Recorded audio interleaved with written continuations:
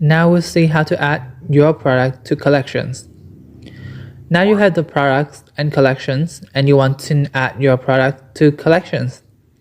If you have a lot of products, the simple way to add your product to the collections is to go to collections and search for what product you want to add. Then tick the box to move them into your collections. Just go back to products, collections here, and then tick the collections that you choose. For example, here I take on main watches. Then I scroll down to search for my products. Tick what product you want to add. Here, you see that I have added one product to this collection. Then I go back and you'll see your product had been added to my collections. Alright.